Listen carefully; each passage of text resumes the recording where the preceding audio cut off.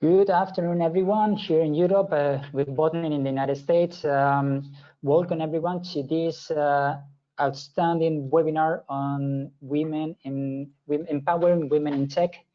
For those of you who, those of you probably are aware of what it's a NEXUS, but for those of you who has no much idea of it, it's pretty much a European Commission project, pretty much dedicated to strengthening synergies between Europe and the United States. In particular, we are trying to reinforce this vision on the next generation internet. We will talk today a little bit about it. For your information, pretty much here, as you can see, this is the next generation internet. Is one of the next generation internet projects. In particular, this specific webinar is part of the Innovation and Entrepreneurship Working Group. So we have a series of activities also in science and technology and policy, but in this particular working group, I'm the one chairing the activities, and this webinar is part of it. Also, we will make public all the references, including the presentation that we will be providing today, where you can find a little bit more information on the website, and also follow us on Twitter. We can maybe just start by presenting the speakers today. It's my pleasure. I know that this is it's a webinar about how to empower women in tech. I'm not particularly a lady here, but I will just, presenting acting a little bit as a moderator.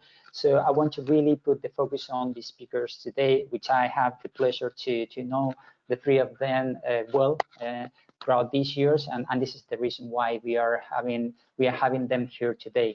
The first speaker is Monique Callister. She is a director on the NGI Outreach Office, but also the Chief Executive Officer of Martel. So she will be presenting today a little bit what the next generation internet is, and a little bit telling us why it's important, the somehow empowerment of women in the digital strategy under the European Commission. The second speaker that we will have in today is Eva Stefanik. She's the coordinator of another H2020 project, which is called NGI Explorers, also with the vision to reinforce European and American synergies. And she will be explaining today a little bit the vision from the European side. And last but not least, of course, we have also Florence Hudson, which is Executive Director of the Northeast Big Data Innovation Hub. In the United States, there are 4 main innovation hubs, and this is one of them. She's also CEO of her own company, and she will be telling us a little bit about the division in the United States. So somehow we will be having like a well balance between Europe and the United States today. I didn't do that, so I will do this right away. My name is Jose Gonzalez. I'm a Chief Executive Officer of Australia, and also in particular, as I mentioned, I'm chairing the Innovation Entrepreneurship Expert Group on Think Nexus. Along with me, we have Daniela Coutinho, who is co-chairing the group along with me. She's a project manager in SPI, and she will be taking care of the Q&A later on, because we will have some time for asking questions and to the panelists. Hello, everyone. Good afternoon. So just wanted to present the 4 points on the agenda. Quite simple, but again, it's a little bit what I had already mentioned. We will start with Monique, followed by Eva. Florence will tell us a little bit about the US, and we will close with the roundtable. Also, for your information, a couple of things. This webinar, it's somehow following up a quite recent white paper that we have published, and you can find online in the website on Think Nexus, that it's actually about empowering women in tech. Florence and Eva has helped us to provide the content on this white paper, and you can find a little bit more information in this document that I of course, strongly encourage you to go through and take a look. It's not long, and somehow the webinar for today is somehow containing content from this document.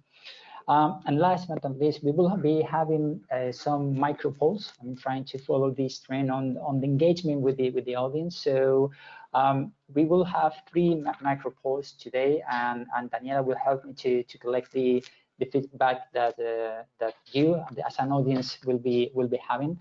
So I would like to start by this question: is in overall terms, I mean, how far do you consider the position of women in the tech sector is not ideal? So I have provided already 4 potential answers. So the idea would be just for you to pick up one, and we will be, giving like 30 seconds for you to answer. Just to go through that is the high inequality. There is highly inequality in the tech sector. It's bad, but with some expectations to be improved. The third option is going in the right direction. And four, pretty much, this webinar doesn't make sense, and there is no need to further invest efforts in this gender balance. So Daniela will start the poll right now, yeah, and we will give you like, more or less like 20, 30 seconds. Yeah, the poll is on. I guess everyone can see it. If not, please just chat me if you have any technical issues.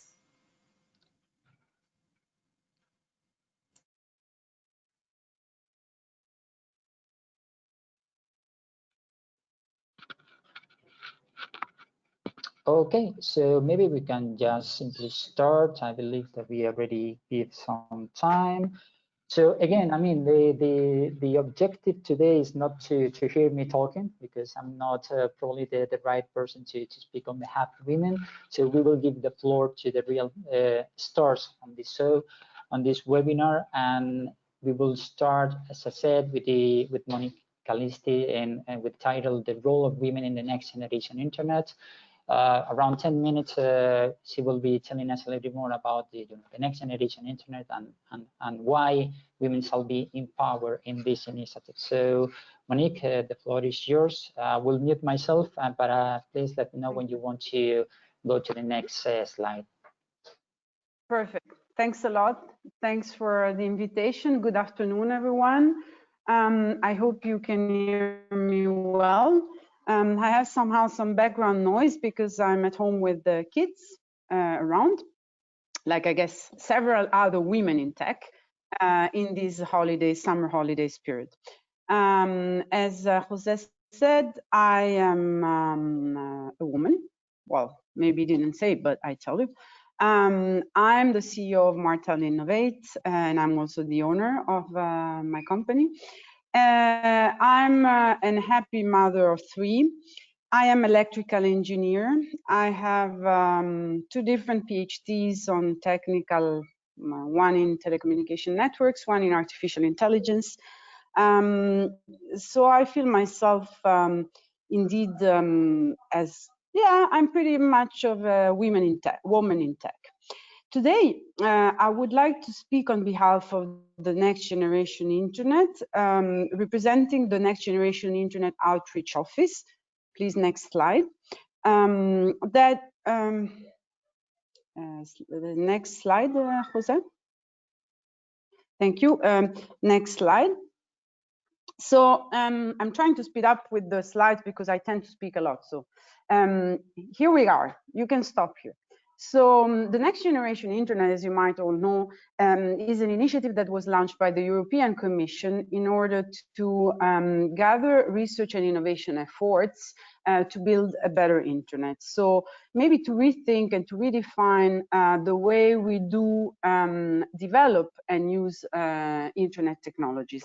And in doing so, the ambition is to build an internet of humans. So an internet that respects core values of our European society, that includes trustworthiness, ethics, and inclusiveness as one of the core aspects. So inclusion, including, of course, women.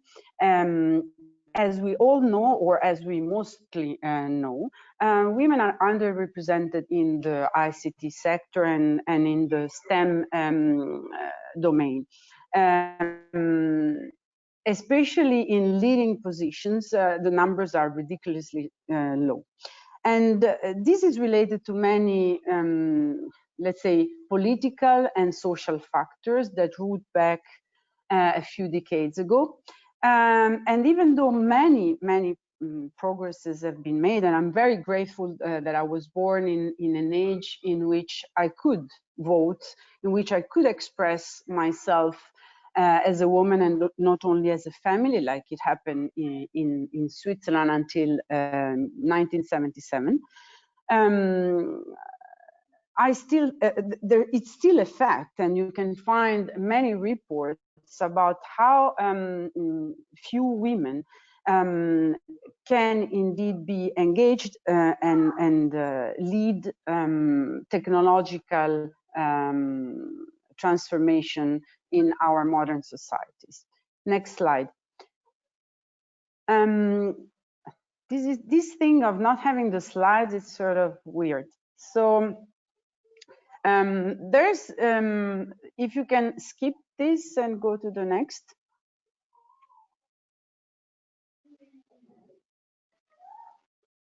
I would rather prefer to share my screen and have the control. So anyway, the good news, now go back to the previous one. The good news about the next generation internet is that it's a growing community. There's a number of ongoing projects, and these projects are research and innovation action, as well as coordination and support actions. And especially the research and innovation actions have ongoing open calls, so-called open calls, that are gathering and attracting newcomers, researchers, entrepreneurs, innovators, to build this next generation of the internet. And women are in several ways. Next slide.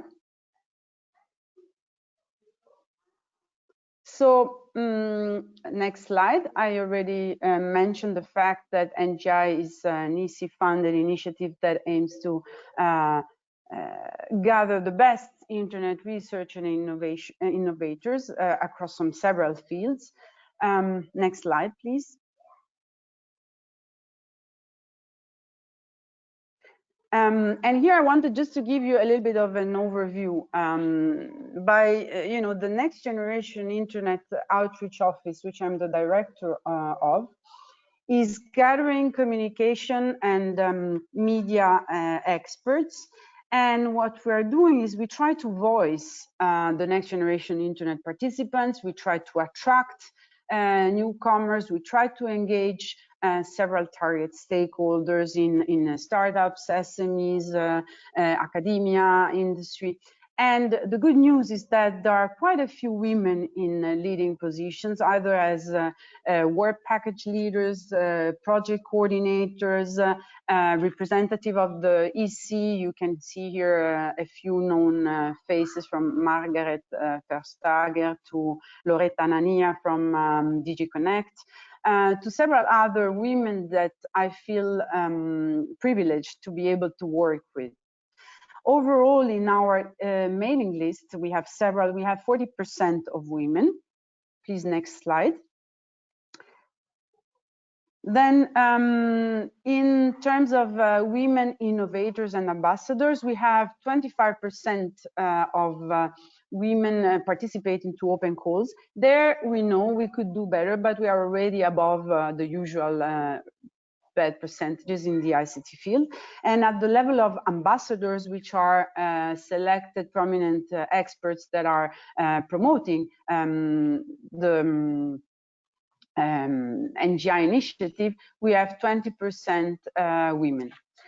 Next slide, please. We also have managed to run about 30% of the interview with top experts, either coming from policy initiative or from tech-driven domain or research-oriented projects. We have blogs from these top women, I must say, really excellent representatives. Next slide.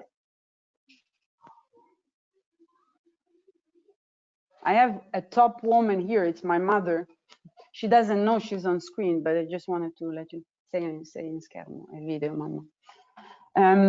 So, well, she's part of my history, so she's part of my generation. Now, what's challenging, I think, and here I'm looking forward also to the other presenters' opinions, is that very often we give for granted many awkward situations just because we are used to that, which is very sad as a woman. On the other hand, I believe very much in the future generation. I believe in my children. I have 3 daughters. And I believe in the value of educating them. So creating awareness about the potential and working to change mentality of people, to use the same technologies that we are developing to empower women. It's a major task for me. I really live it as part of my duties as a mother. And I think that what is very important is also to allow ourselves to be contaminated and to contaminate others with our energy and our diversity, because it's a fact that we are not all the same, women, men, and whatever else gender one feels like being. But it's definitely true that in an inclusive society, and Next Generation Internet wants to be at the foundation of an inclusive society, we have to create value for everybody out of the diversity. Now, next slide, please. I think that anytime we have those women in tech or women engineer, women in science, women in business kind of initiatives, we end up speaking only among ourselves about, mostly about women. And I think this is somehow a huge missed opportunity. We should be also more inclusive in the way we engage in the debates and in the discussions, men, and build together a better future. So I hope that we have other men in the room, not only Jose, with whom I love to work with, but also many other colleagues that are sharing this digital journey together with us. And I hope more will join, women and men, and in particular young generations that will make the big difference. Thank you.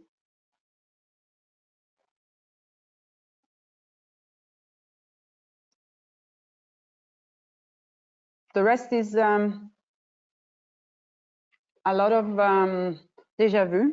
And I think that the slides will be made available. So because I went up to my time, I wanted to leave more space for the discussion. Thank you very much. So in the slides, yes. you will see several. Yeah. Yes, we will, as I mentioned, we will share the slides publicly available. We will put it on the chat, but also we will make it public in both in the website and the social media. But of course, we will put it on the chat here and the links, so we all the attendees can access to it. In any case, I leave this slide for a few seconds more, just for the attendees to really get into the Next Generation Internet main reference, the main channels. You will have all the information in ngi.eu, but also in the Twitter, Facebook, Instagram, LinkedIn, and also YouTube. So thank you very much, Monique. So let's move on to the next part of the. I click.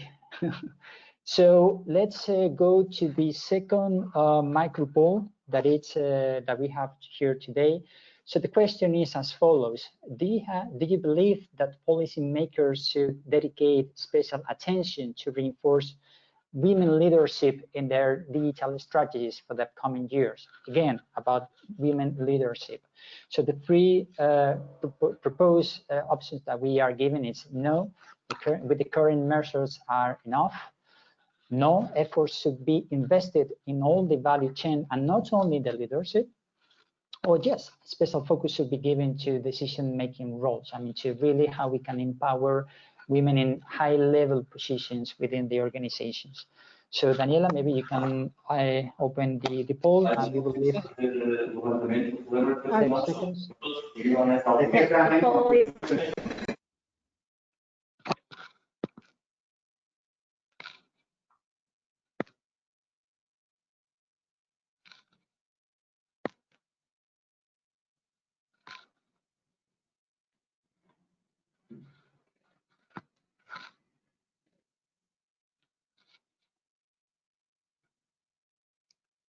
All right, so 30 seconds goes. So let's move on to the next speaker. Now we will have the opportunity to listen to Eva Stefanik. Again, she's the project coordinator of NDI Explorers, and she will tell us about women in European technology and science. So once again, Eva, I will mute myself. You just can say next, and I will go to the next slide whenever you are ready. Okay, perfect, Jose. Thank you. I hope you can hear me all well. Good afternoon, everyone, again. And if anyone is joining us from the United States, then good morning, I should say. It is a big pleasure today, of course, to be among the amazing women. And I was actually invited to this webinar mainly because of my role of leading, coordinating one of the projects that is, in fact, bridging certain opportunities for men and women. On the science and innovation between to encourage the collaboration between European scientists and innovators with the United States. So Jose, if you can go to the next slide directly. Thank you so much. So the time is short, 15 minutes to talk about the woman in STEM or woman in digital age and gender inequalities. It's a short time. So what I have in mind today is to give you a certain snapshot of what's really the situation in the European Union. So I'm going to share with you some statistics on that. We're going to identify what's the really problem in our continent, what are the drivers behind to stimulate this underrepresentation of women in particular in Europe, and what are certain actions taken by the European Commission to solve that or to improve the situation, let's say. And at the end, I'm going to take a short time to share with you the opportunity in promoting my project, and hopefully maybe some of you will be able to apply and become our female explorer in future. So next slide, please, Jose. Great. The European Union doesn't differ from the global pattern regarding the gender inequality in the STEM. So there is a huge underrepresentation of women, and the European Union shares gender inequalities within the countries as well as across the European Union countries. The three infographics that you really can see now, they show directly the massive gap, massive inequality that start already at high school level, at the undergraduate level, showing that there is a huge underrepresentation and low number of women, females graduating degrees related to STEM or ICT. We have it in total 30% in France as a maximum out of the total number of students.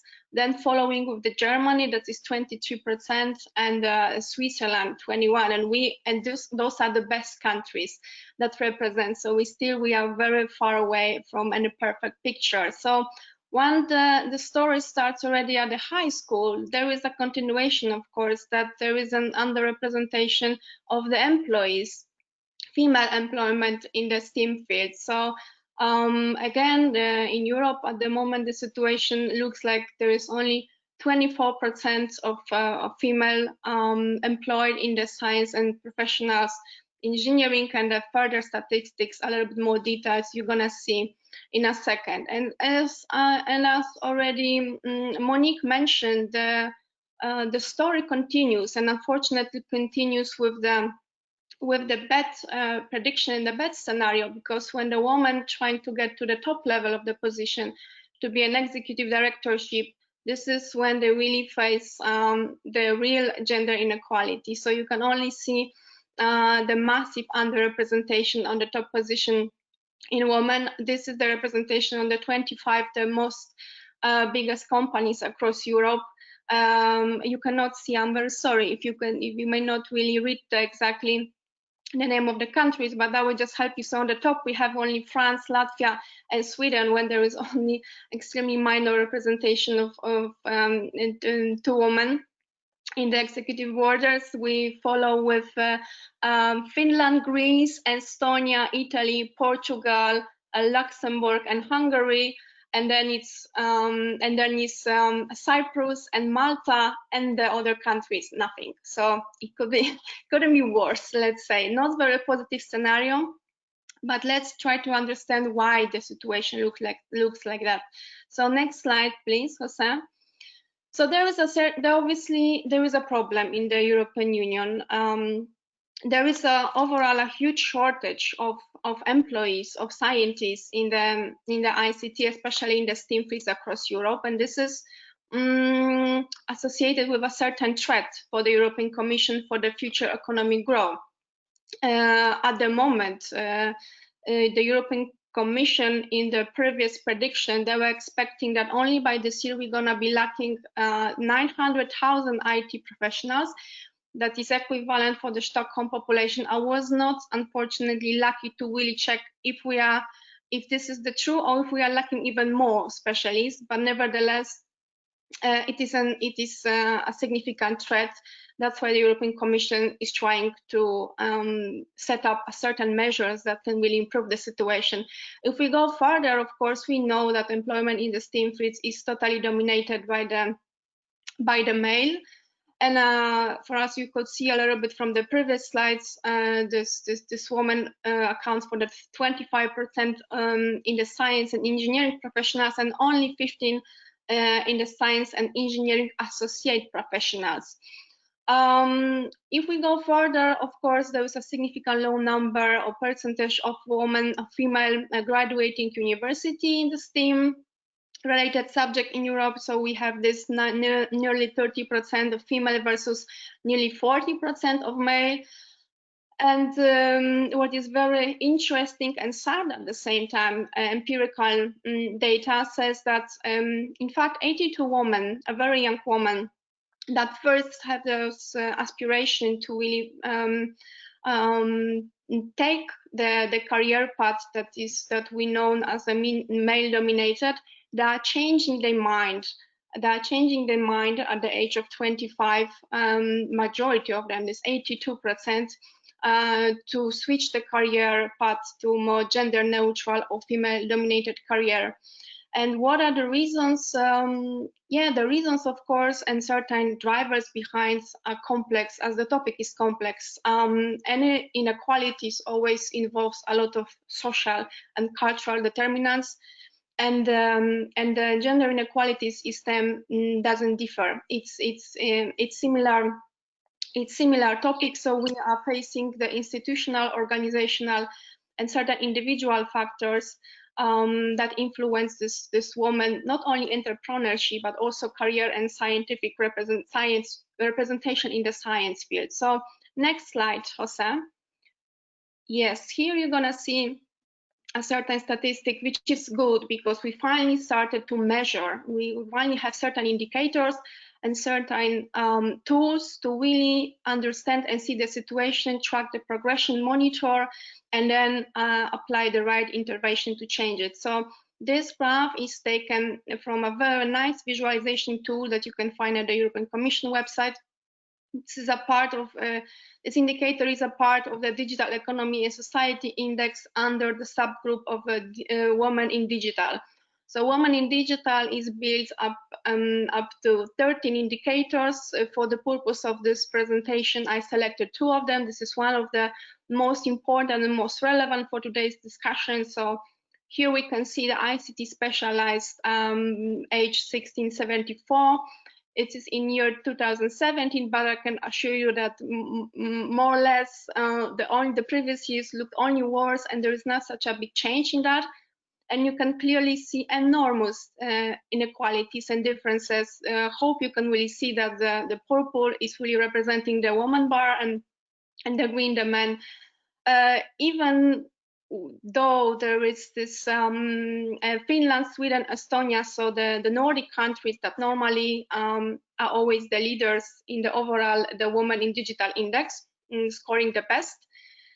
It is still relatively small compared, of course, to the total percentage of the employment when we look at the men's situation.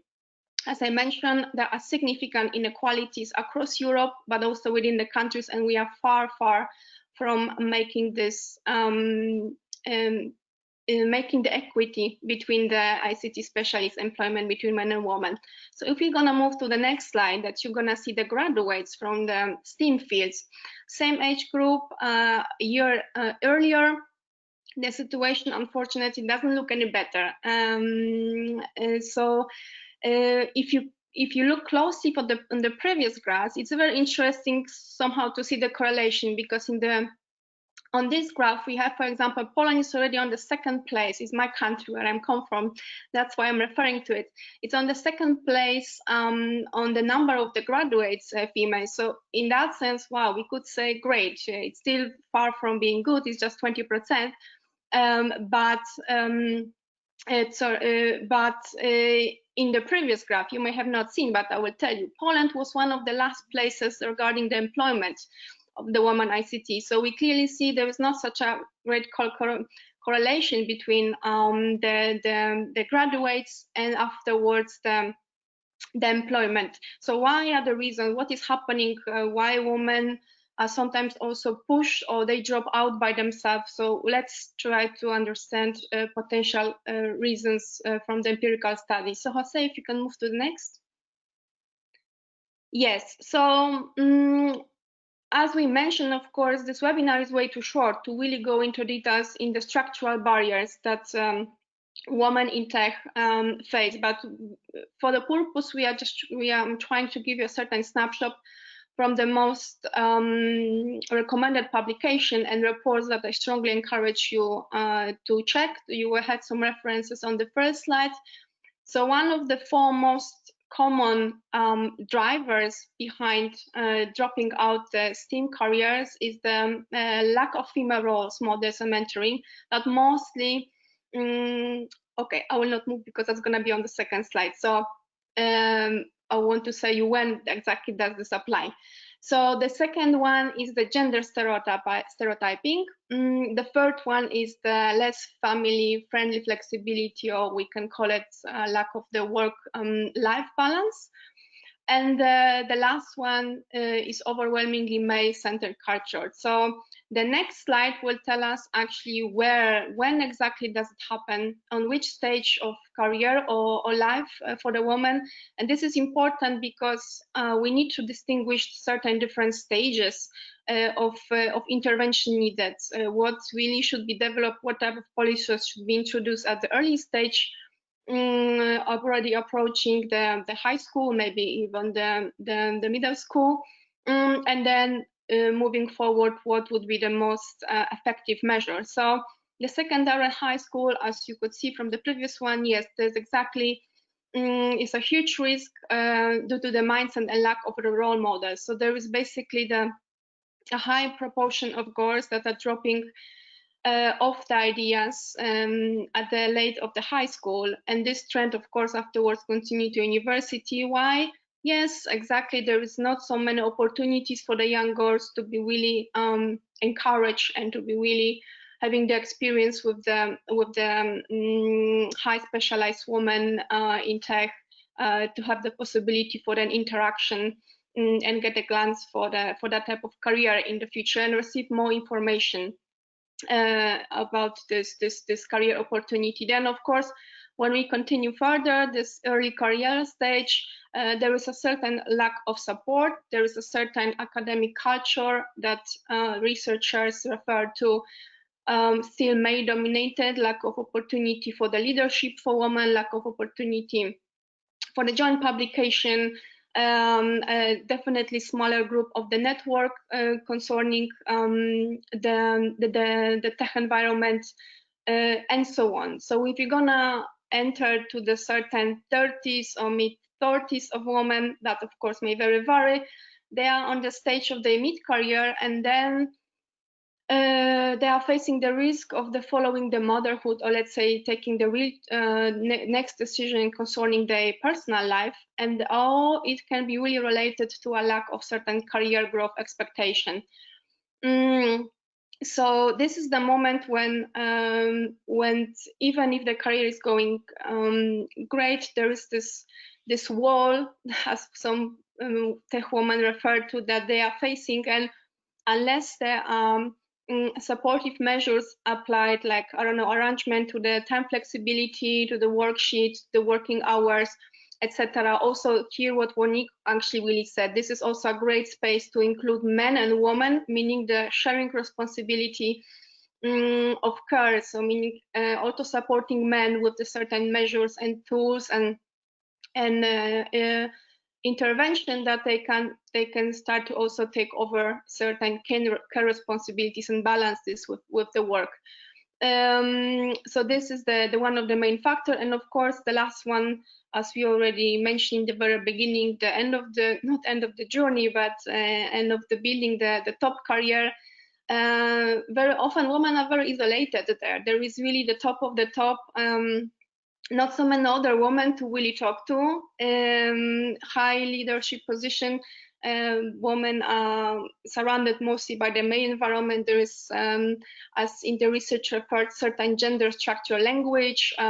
If they are trying then to enter to the entrepreneurship career, there is a certain a barrier regarding networks and funding and so on and so on. Unfortunately, we cannot go into details during this webinar, but there is definitely interesting to understand and that there are a lot of structural barriers and a lot of space to try to understand the topic and introduce the right interventions to lower that gender gap. So what is European Union doing with all this information, with all the facts that fewer and fewer actually European women want to obtain a tech career? This is a fact that was confirmed in the study Digital European Women in Digital from 2018. So European Commission wants to mainly focus on actions on 3 pillars. So that is the challenging digital gender stereotypes, promoting digital skills and education, and advocating for more women entrepreneurs. Entrepreneurship is one of the most difficult and one of the least representative sectors. So it's like a 1 out of 10 females that is leading a startup, and not even to mention to be a part of the startup. So there is definitely a big space to improvement. There is a list of activities. Of course, I will not be able to mention all of them. You will have access to this in the white paper, but just to mention a few interesting activities. So there is, of course, this European Network for Women in Digital. Yes, running out of time? I can give you a couple of more minutes. Okay, no, there, because this is basically the last slide. So I will not go really into details. Then all those great activities can be really checked. We just to say no woman, no panel. So that's exactly the beautiful example today. We have definitely not overrepresentation, but at least the equal representation of women. So if we're gonna move to the next slide, I just want to mention and take advantage of my lovely girls. I'm calling them my, because they are the explorers from our NGI Explorers program. There were those 4 brave, amazing, skilled, competent women that we have funded with the expedition to the United States. Last year, they were selected and awarded with the fund 3 or 6 months. Each of them went bravely, even during the COVID, to the United States to pursue their career. Some of the mothers left kids for 6 months. So they are taking the very tough also choices to really continue. You can check more information about each of them, which I strongly encourage you, at our website that is really included, or you can even check interviews with each of them on the YouTube channel. And just to give you opportunity, we're going to have one more call, and we strongly encourage, especially all women, to really apply to us. We have a lot of beautiful grants for you that are waiting. So if without further taking more time, Jose, I will stop here. Yeah, that's our network of partners. That was a quick, so just for the as a promotion to give you a glance of what you can expect and where you could go. So that's it. Thank you so much. Thank you very much, Eva. Just for your information, I believe that some of the explorers that you have mentioned is attending the webinar. from the registration list. So I just wanted to say hi to our explorers, because again, I mean, I didn't mention that, but I'm also part of this Explorers Initiative. So thank you very much, Eva. Because we didn't mention men. I hope they're gonna forgive us, but this is the particular focus on women. So. That's totally fine. That's totally fine. Thank you, Eva, for the presentation. And again, I mean, here you will find more information about the explorers and the activities that we are trying to challenge ourselves in, either we are men or women anyway. So let's jump into the last and the third and last micro poll, because somehow again, I mean, just to bring back the attention to the attendees. So the question is as follows. I mean, what's the best way for Europe and the United States to join forces in women empowerment, especially in the tech sector? So the 4 options that we are giving is: first is a joint strategic agreement at policy level. Second is a little bit more operating and more transatlantic programs for, I mean, trying to be a little more focusing on women. The third one is implementing common strategic agendas in STEM. And the fourth one is raising more public awareness on the issue, on the gender imbalance, and also on initiatives currently running. And probably you will feel like there is more than one option, but I will ask you to choose one. And Daniela, maybe you can open up the poll, and we will give 30 seconds. It's open, just.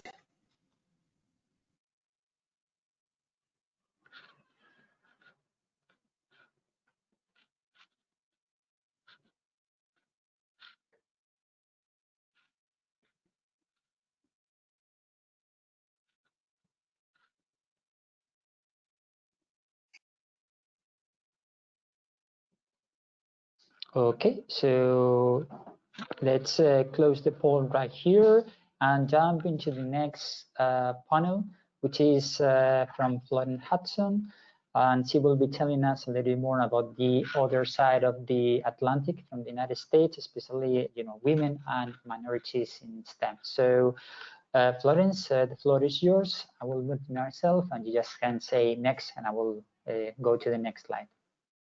Thank you very much, Jose. Can you hear me? Yes, excellent. Well, thank you very much for including me in this, and thank you for being a man who wants to empower women in tech. And it's very important that we're all in this together. The way I look at empowering women in tech and minorities in tech, which I think is a real opportunity, is that the people who are the majority need to be inclusive of the people who are the minority. So when we hang together, you know, in little groups, we're very supportive of each other. We feel like, you know, we really belong, but it's when we all work together that it really makes a difference. So I think it's wonderful, Jose, that you're taking this leadership as a man, and we look forward to working with everybody in this. So I'm going to be expanding the discussion a little bit in the United States, women and minorities in STEM.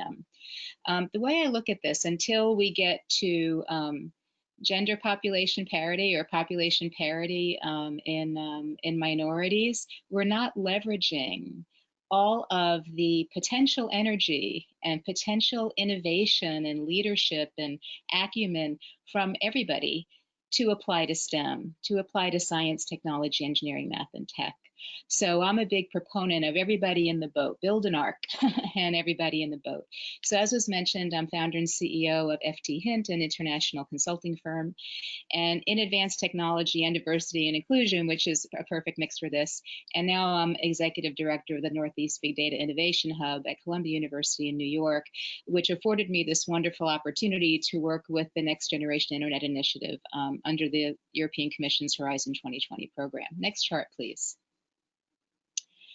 So we in the United States envision an inclusive digital society too. The aspiration to have the digital society be fully inclusive, fair, and accessible for all is equally appropriate for the US as our European Union colleagues mentioned today. This will allow better leverage of a country's human resources to develop the future. That's what we do in tech, right? We develop the future. We envision it, we develop it, we enable it, bringing multiple perspectives together to address the challenges and opportunities we're facing, and harnessing the latent STEM capabilities and interest across the population. And while we've made progress, there's more to do, and feel free to quote me. And when I say latent STEM capabilities, sometimes you'll identify someone and you think, wow, I think they have it. You know, a math capability, engineering, science, the way they think, the way they innovate, help them. You know, sometimes they don't realize they have it. They may come from an environment where nobody else has it and can recognize that in them. So you can actually make a really big difference in somebody's life, and every human makes a difference. Next chart, please. So women are a minority in tech in the US. The numbers are very similar, which is why Jose was calling this two sides of the same coin.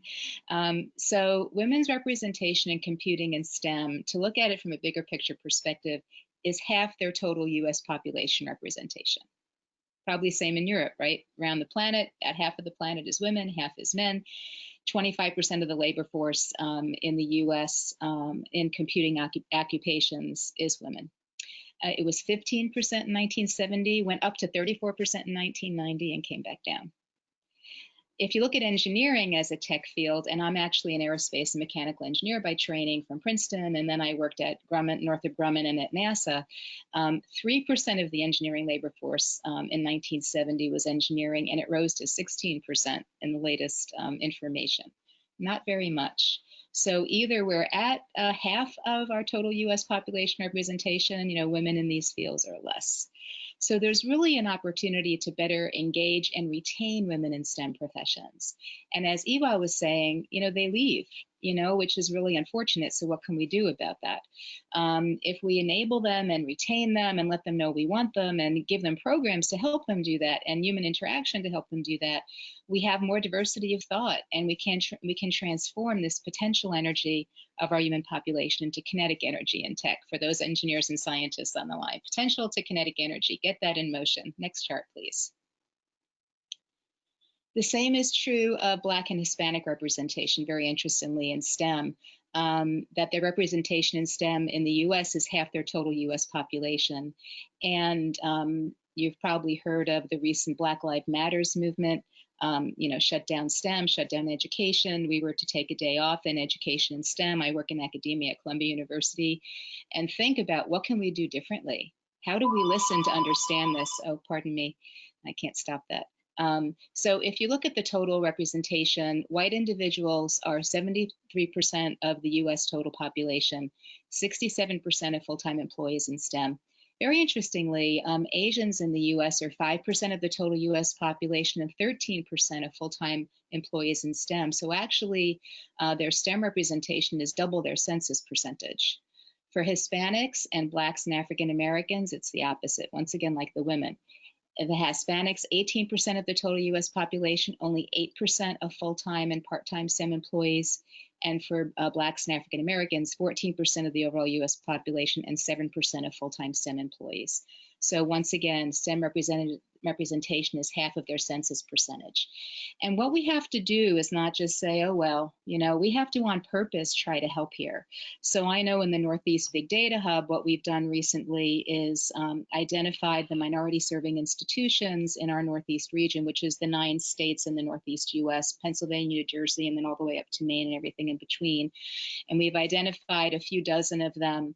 We have a designation called HBCUs, historically Black colleges and universities. We only have 2 in the Northeast. 85% of them are in the South.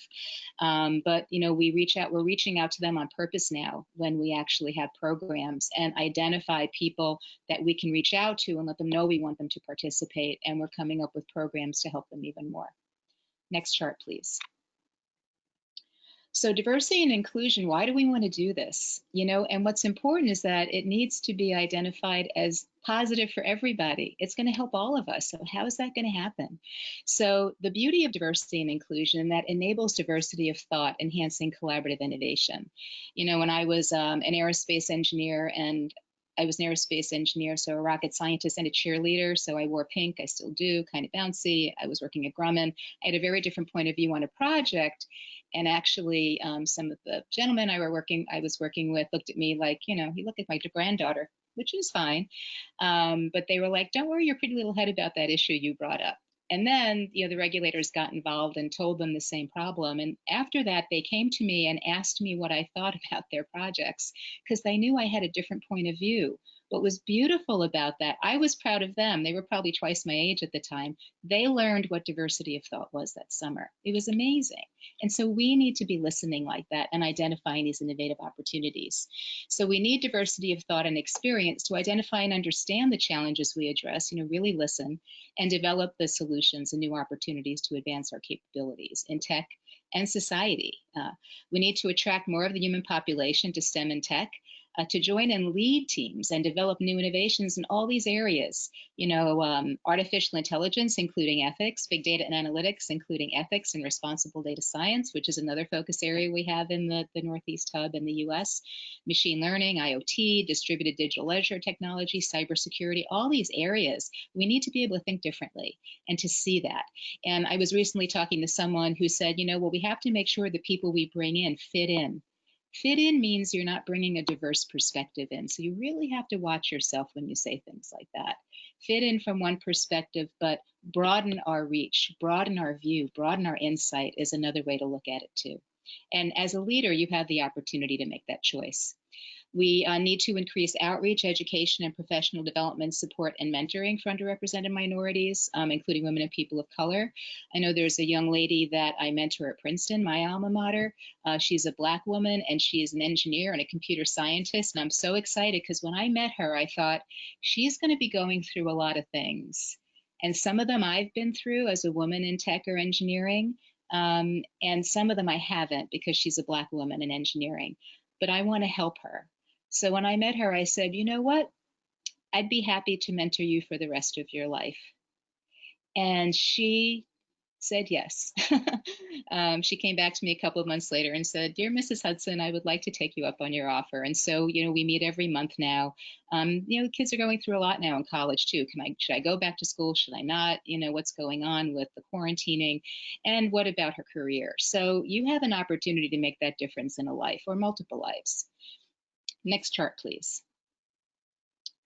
So we've made progress increasing women and minority leadership in tech and STEM, as my colleagues mentioned today, Monique and Eva and Jose. Hidden figures are less hidden. The women of NASA, if you saw the movie Hidden Figures, I saw it 5 times. I cried every time because I used to work at NASA and I was, you know, I had similar experiences, but I'm not an African-American woman. It's not exactly the same. We need to create role models, which we're doing, increasing knowledge of their leadership. And meeting role models really inspires women and minorities in tech and STEM. So as we create these different programs like this, it would be very interesting to reach out to the colleges and the universities and the younger kids. Everybody can participate. It's online now, at least in the US, we're still very quarantined. You know, open it up, bring the younger kids in. These are some pictures of me and the role models I met. All the way on the left, Alan Bean, who was a US astronaut I met when I was getting a Grumman scholarship. That's me in that picture. Then I met Sally Ride when I was in college. See, wearing pink all the time, pretty much, a little blue.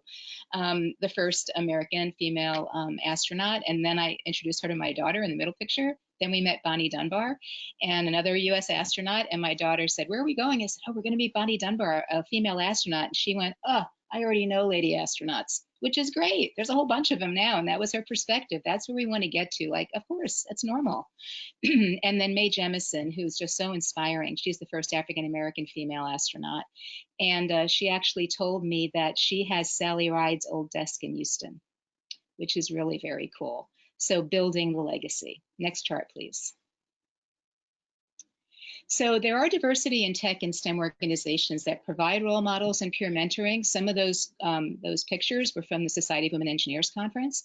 So SWE has been around since 1950. It grew from 50 women in engineers and scientists who were all alone where they worked, and all of a sudden they weren't all alone anymore when they got together. And so that culture grew. Now they have 40,000 members globally. I was an executive on loan from IBM to help them build their global strategy and their junior strategy, their pipeline strategy, and they're doing really great. They had 14,000 participants in their 2019 conference. The Grace Hopper Celebration of Women in Computing had 25,000 attendees at their conference in 2019. The National Society of Black Engineers, which we call NSBE, 16,000 members worldwide with 14,000 participants again at their 2019 conference. And the Society of Hispanic Professional Engineers, which is mostly in the US, but I think they were recently at the Davos conference and they're looking how they may go more global. 11,000 members with 9,600 attendees. So these are places where they nurture a sense of belonging. You belong here. You belong in this field, so that we have the power to go back out and be ourselves and do well. Next chart, please, Jose. There's also an organization called NEXUS, the International Network of Women in Engineering and Sciences. It's been around for quite a while. It's based in Canada, but it's international.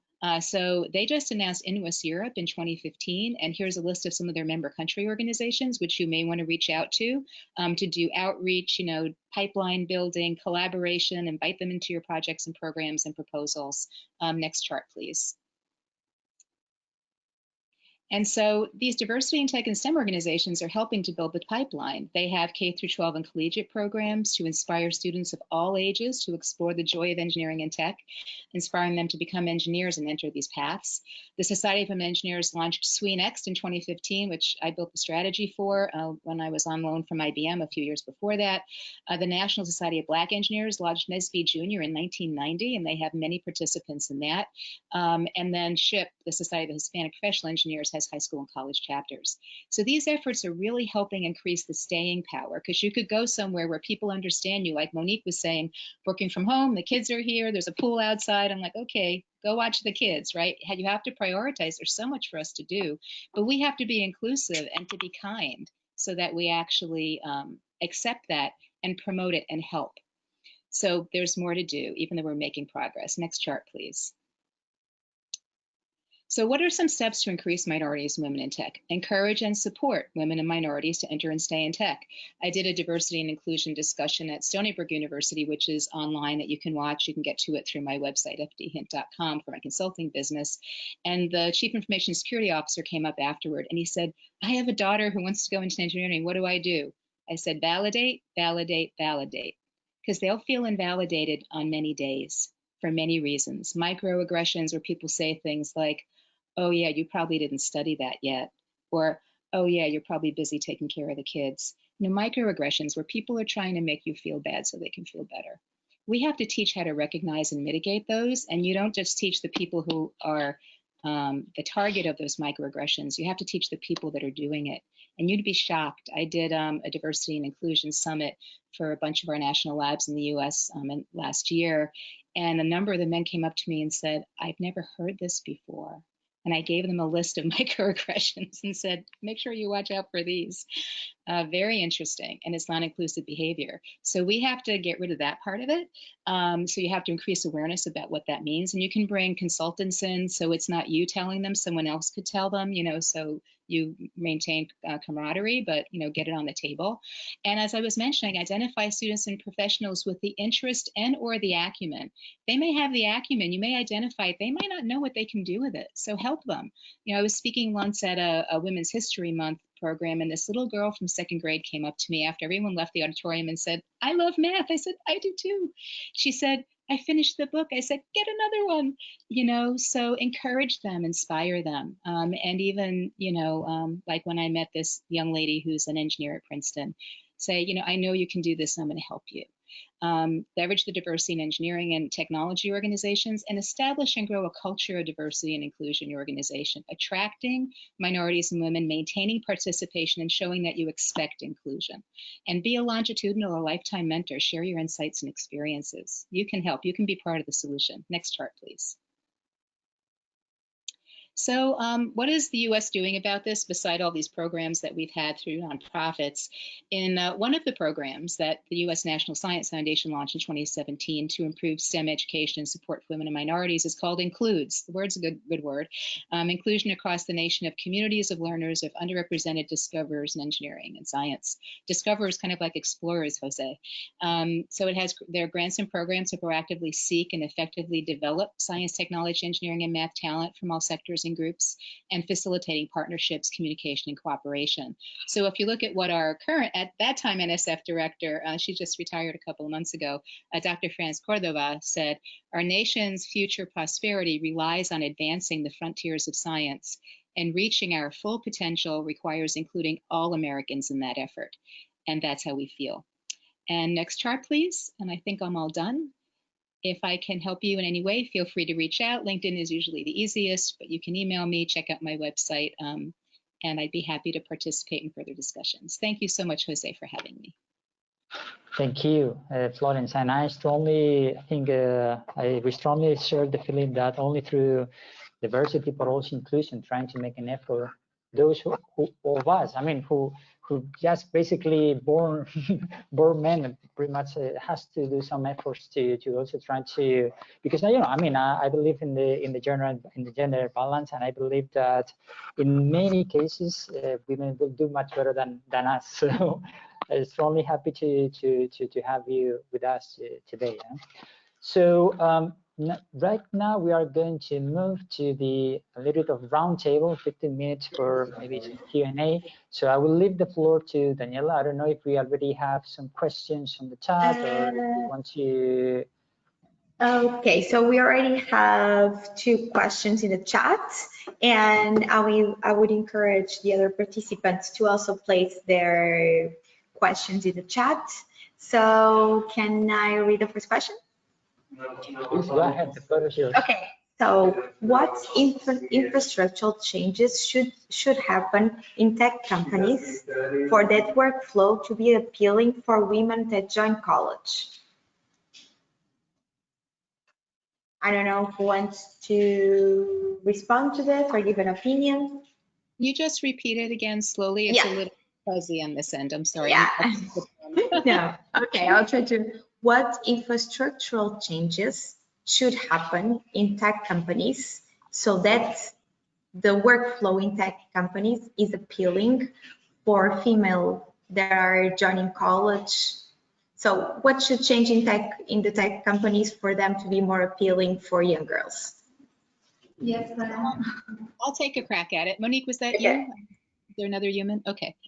So one of the things that we did at IBM when I was there for quite a long time. I was a VP and Chief Technology Officer there, and I ran a lot of the diversity and engineering and women in technology stuff with other colleagues, is that we actually created we did a few things. You have to do it kind of bottoms up and tops down. So we created a Women in Technology Advisory Council, and we had the senior executives that report to the chairman on that council. And so we could talk to them about, well, you're looking at how many women you're considering for these positions. What are you doing to let them know, to highlight the great leaders that you have, or the people with the acumen and the capability? What are you doing to make them feel good, to validate them, to make them a role model? And at the same time, we had a relationship with the Society of Women Engineers, and we created a SWE at IBM program. And so they had this really cool thing at the time. I don't know if they do it in SWE anymore. They might, is that if you have like a volume procurement agreement, like if you're going to pay for like 200 members, you get like an 80% discount or something on the membership fee, which is really great. So it was going to cost like $20 for any woman or man. The Society of Women Engineers can be men or women. You can be a man and join it, which is great. And so we created this program, and it cost us $20 at IBM for everyone who joined. And we had like thousands of women who joined this. And so then we would have webinars like this, and we would bring them together and let them listen to each other. The other thing that we did is we encouraged peer mentoring. We would kind of aim people at each other. We thought could help each other. So there was an executive vice president. A number of us worked for Nick D'Onofrio, who was EVP and Chief Technology Officer at IBM. And he would like see who we are. Like I said, identify people with the acumen and the interest. He would aim us at each other. And there are 2 other dear friends of mine now, Lucy Chan and Susan Puglia. We were all VPs at IBM. He kind of brought us all together. And we all retired from IBM, and we still get together. We still get together once a quarter. He found out we were getting together, and he's like, "You don't invite me?" We're like, "It's ladies' night, but twice a year we'll promote you to lady and you can join us," and teasing him. And so he knew that we could help each other. So creating this peer mentoring idea, you know, helping them help each other, and then creating a program where they can get together and learn from each other, as well as having the senior leadership support, I think is very valuable. You want it to be kind of ubiquitous, like, you know, gender population parity, half of the company is women. Oh, how are we doing in leadership? Oh, how are we doing in engineering? Oh, how are we doing in the fab line? Whatever it is, you know, look at that and say, how can we learn? I would also say that it's really important for the leaders to listen to the women and the men, because you want everyone to be inclusive with each other. You know, and Oliver Wendell Holmes famously said, and I have this hanging over my desk, it's the province of knowledge to speak, and it's the privilege of wisdom to listen. You learn when you listen. And so if they listen to us, the way we're saying, listen about Black Lives Matter, what does that mean? You know, what don't you understand about their experience, and how can you use that information to do good? So those are the ideas that I would share. I don't know, Jose, if there is still time to complement on that question, or you prefer to move forward. I just wanted to mention two examples, the great examples that maybe some of you are already aware, but the LinkedIn that we are using actually has really set up a really great strategy in being very inclusive and pro-woman hiring. So basically they run the whole training, how to even hire the woman, how to really perform the interview, how to identify already the woman with potential leadership. Also what Florence already said, also it's very important to secure a certain number of positions and really be focused to filling this position with really the woman leadership.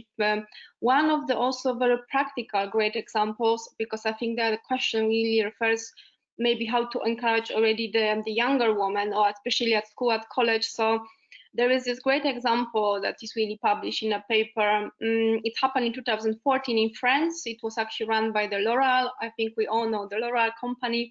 They were really making a round trip of tutorials of showing and visiting kids or young girls, let's say, at schools, with a short video presenting them the real the career path opportunities being available for them, for the child, for the real interaction, and it actually turned out with the great results that the girls that were really exposed to this practical experience and also secured with the information that they really needed, giving them knowledge and giving them this access to really talk directly to this woman, that really turned out into a great interest and a high frequency of applying also to those jobs, and also in general to the STEAM-related fields. So these were more the kind of two practical things to complement what already Florence greatly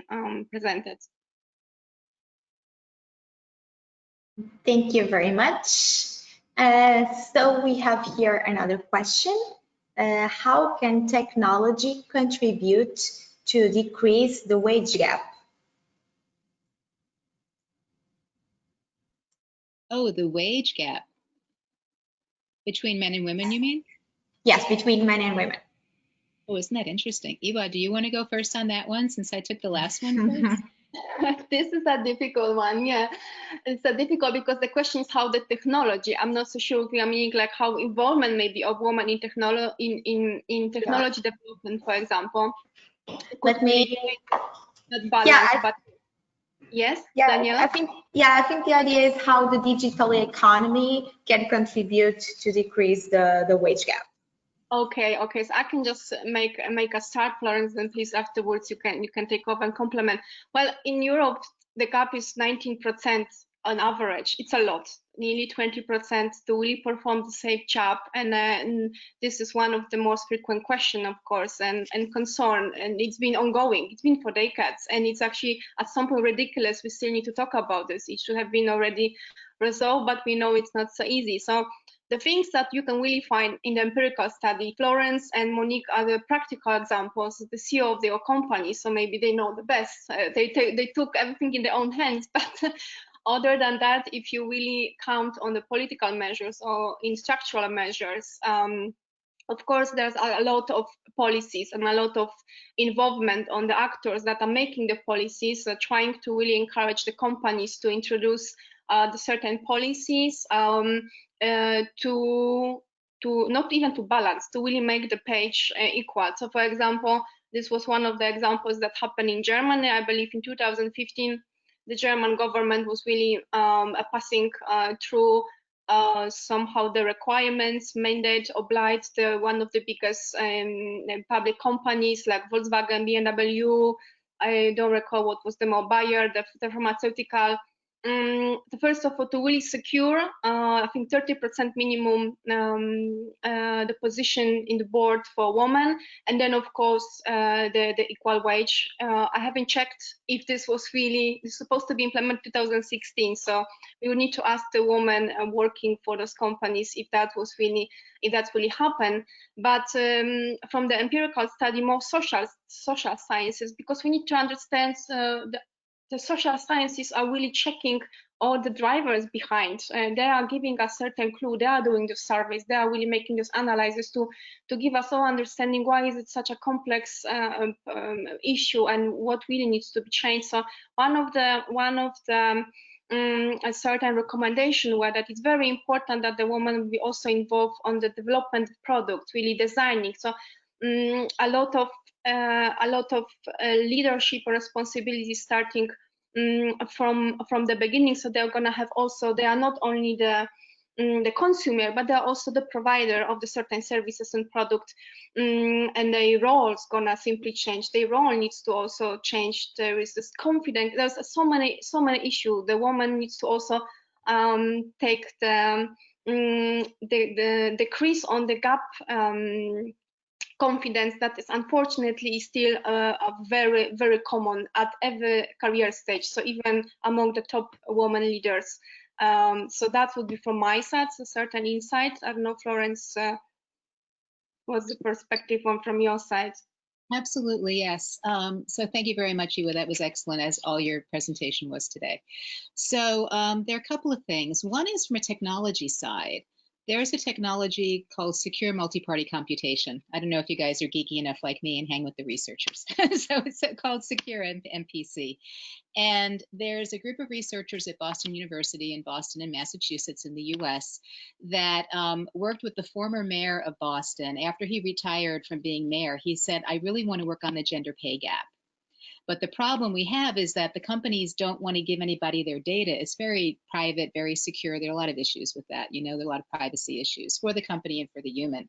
So secure multi-party computation was leveraged to work with the Boston Women's Workforce Council and was able to look across the data at the member companies to actually use an algorithm, extract the data it needed without exposing the data, and come up with the gender pay gap. How interesting is that? So you can actually look at that on the internet. We actually, I also work part-time for the NSF Cybersecurity Center of Excellence at Indiana University in what we call our Transition to Practice program. We work with researchers to help them get their research really used in practice, not just a grant that we hope it does something, but actually get people to use it. And we highlighted that as one of our success stories. You could Google it and, you know, look up about it. So there are actually technologies like secure multi-party computation that can help you get the facts. Ooh, people just have to buy in. Now, the good news is that no one is exposed individually. If a company goes, oh, I don't know how my numbers are, it doesn't say how your numbers at your company compare to the general. It just shows for a population of companies. So you're safe, you know, and I think that's what we have to do is as we help people try to attack this problem or address it, make it safe for them so they buy in. You know, Ruth Bader Ginsburg often says, she's a Supreme Court justice in the US, you know, get them to be on your side, you know, be on their side. So that's one thing you can do. I also highlight in the paper that that generated this webinar, I guess, in that the part-time employees, there are many more women that are part-time employees than the men, probably because they have family responsibilities. And, you know, it's expected they have the family responsibilities, therefore they have the family responsibilities. You know, I know in my family, you know, I would be a VP in IBM and my husband would call me from the golf course and say, what's for dinner? I'm like, are you kidding me? You know, and, you know, that's what happens. That's the expectation is you're the mommy, you make the babies, you know, this is all very physical, so they're yours, you know, even though they're ours. So it's very difficult because that's the expectation. We're not going to drop the ball, like we're not going to drop the baby, like we have to take care of them, right? So we do that. And so there are many more part-time, you know, women because they do have those responsibilities. There isn't enough childcare or whatever it is. So actually, if we have programs for them, they could go from part-time to full-time and make more money because the gender pay gap isn't just in your full-time job, it's how much can you work, right? Then the third thing you can do is, as you said, Jose and Iwa, start your own company like Monique and I did. You know, I have this little graph that shows like my goals in my career. I've had it since I graduated. I think since I got married, I'm like, I'm not going to lose track of where I want to go. And so in there, the only thing, I'd been a senior vice president, a VP, all this other stuff. The thing I hadn't done was CEO. And one of my girlfriends said, well, does it have to be another company or yours? I was like, ding, an angel got its wings. What a great idea. So I created my company.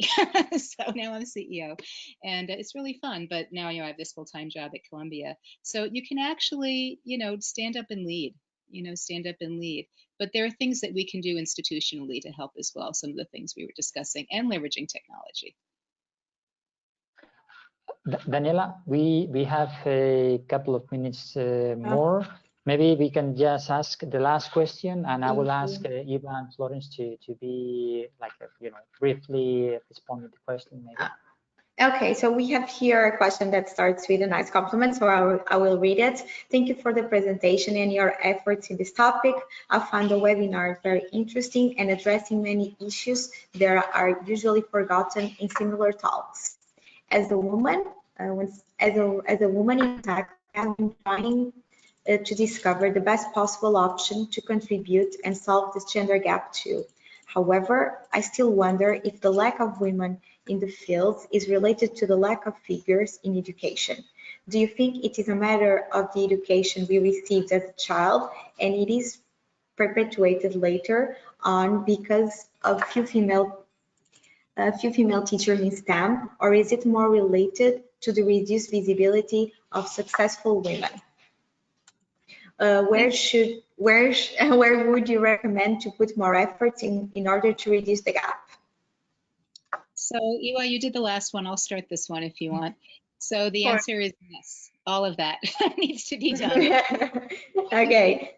Yeah, but don't take it on your sled like, oh, I have to do all this. You don't have to do everything. You know, build an arc, get other people in the boat with you. Like, you know, at IBM where we got the senior vice presidents in the boat with us, right? So, but all of that matters. There was an ad here in the US. I don't know if you had it as well. I think it may have started in Germany. I think it was Volkswagen or Siemens or something. And it was a young lady who wanted to use like a drill. And her mother was like, oh, that's dangerous. Let your brother use it. You know, and she goes, you know, and that's that sigh that we have when people say these things to us, right? And then she wanted to get like a mobile with like, you know, like planets on it. And her mother was like, you know, get one with butterflies, right? And so she's at school and there's like a poster that has glass over it and it says science fair. And she looks at it and she goes, and she takes out her lipstick and puts her lipstick on. I get chills thinking about it in the reflection in the glass. She's not going to apply for that because she's getting all these messages that she doesn't belong there. So it starts very young. You know, I was at a party for second graders with my daughter and they were doing crafting and all this stuff.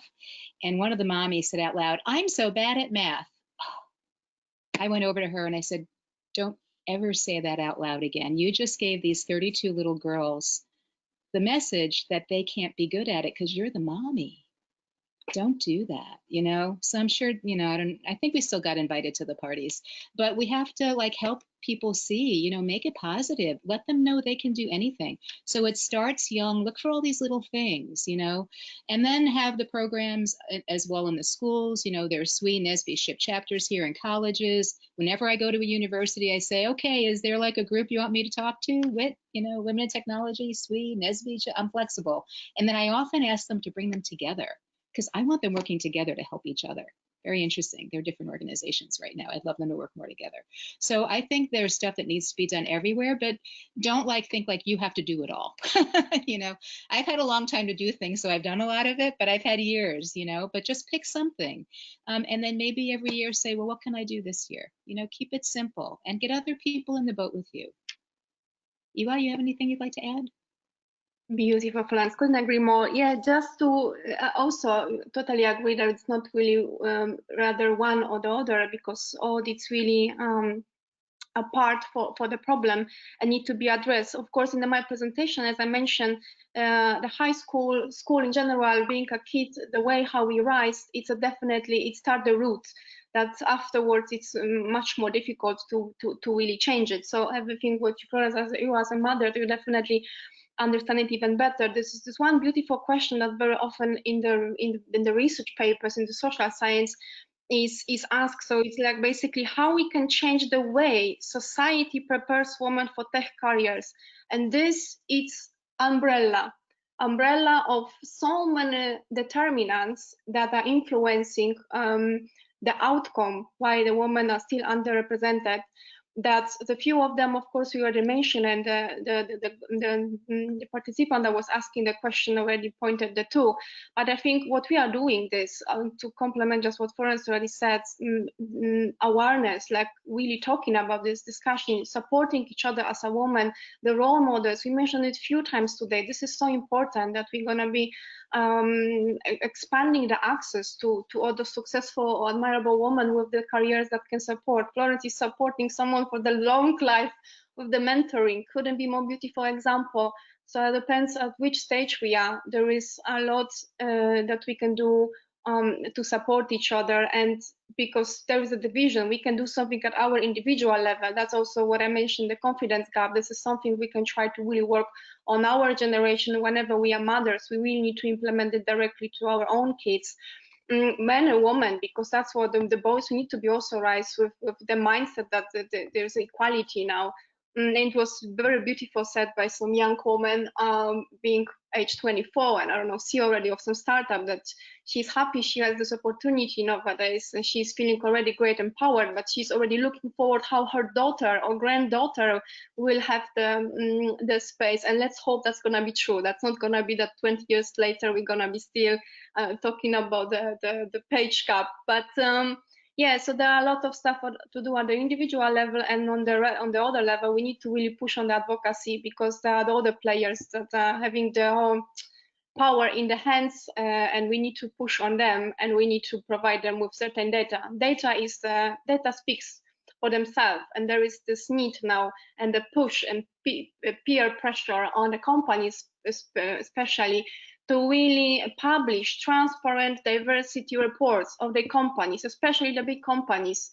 And this is very important. Or the woman, they speak loud. I don't know, the last year was the big case of the woman quitting Facebook because she basically data scientist, because she asked for the flexibility hours, or the extension of the unpaid the care of the kids, and it was simply answer no. And this creates discussion, and this really highlight that there is still a problem, a huge problem, as you could see in the statistic, and we just need to raise our voices ongoingly. There's gonna be change. And you know, I agree, Iwa. And just one more point. This picture behind me is from a magazine that I was in, and I was carrying it around with me. I was in California at a conference, and there was a younger group of kids in middle school, and and I forgot about this, but a young lady had come up to me, and we started talking. And so I gave her a copy of this magazine. She said she wanted to go to engineering or science, and I gave her a copy of this magazine. I was on the front cover, and I said, remember, I said, go into engineering, math, and go into STEM, and remember, girls can do anything. She contacted me, got through high school, got through college, and found me again. She interviewed with IBM and she said, I mentioned you and they suggested I reach out. She said, I still have that I'm going to cry. I still have that magazine on my desk. And then she got a job at IBM. Now she's getting married. So you can make a difference in a life. And so do it. Okay, so I will take these goals can do anything to close up the panel, because we went a little bit over time, but I didn't want to stop it, because I believe it's someone said that during the webinar. I think it's really important to listen to your stories. So I prefer to go a little bit over time and listening to you. Whoever stayed, I'm sure that they have enjoyed the webinar. Those who have needed to leave, they will be able to go back to the webinar online. So I just want to say, I want to just to take the opportunity to thank you once again to Monique, Eve, and Florence for your time, for your experiences, to somehow to provide your examples for others and for next generations to really raise up and somehow feel that they can do whatever they want to, because they have to be empowered regardless the gender, regardless the race, and again, I mean, I feel like hopefully we will be able to repeat this webinar soon. and of course, I mean, I want to just close here to thank you all again for participating in this webinar. And again, I mean, you will find a little bit more information on the publication, on the white paper that I mentioned before. I mean, I think Daniela has already shared in the chat box the link to the publication, but also to these slides. I mean, this will be you can access to it right now. They will be public. We will leave the link somewhere in the social media on the website, so you will be able to go back again to the slides. And again, I mean, thank you very much for your time and for your knowledge and experience. And see you soon. Thank you, everyone. Thank you very much. You have a good day further. Stay sound and safe. And wear the mask. Yes. Thank you. Bye-bye. Stay safe. This was really fun. Thank you, Jose. My pleasure. And we will keep in touch, Florence. Yeah, how many people joined? I wasn't looking at the numbers. Do you know? I'm not sure. I mean, Daniela will be able to let us know. Yes. After the webinar, like tomorrow, we'll send you the attendee report. Okay, good. Yeah, and we'd be happy to put the link on our website. I could put it on my company website and then at the Northeast Big Data Hub, because we're getting more into this whole diversity and inclusion area, and so I would like to include this. So yeah, let us know, and we're happy to be a channel for it. And if you want to do another one together collaboratively, that would be great, or I can find another human, whatever you want. Because this is important. I really appreciate you taking the leadership and including me. So thank you. Thank you, Florence. Thank you. Have a great day. Bye. Bye-bye. Have a great day. Bye-bye. Bye.